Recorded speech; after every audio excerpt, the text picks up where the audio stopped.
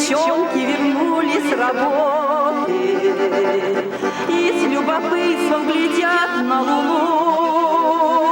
Кто-то вернется опять из полета, кто-то, наверное, войдет в тишину.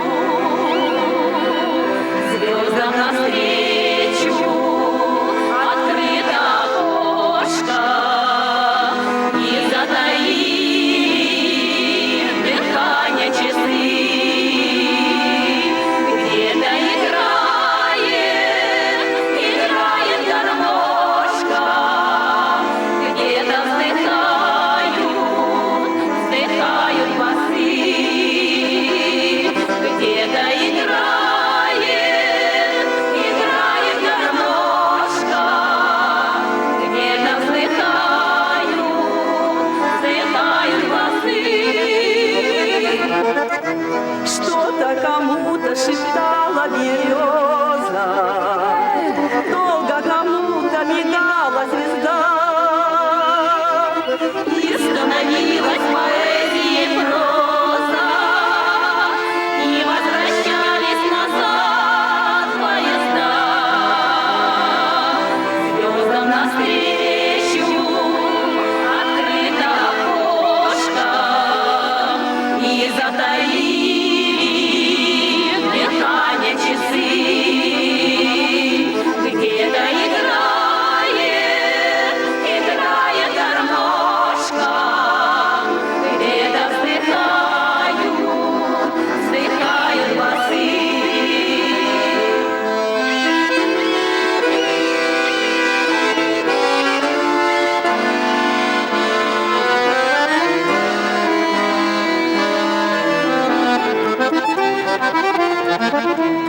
Радостью встречи река захлебнулась, губы шептали: пожалуйста, верь.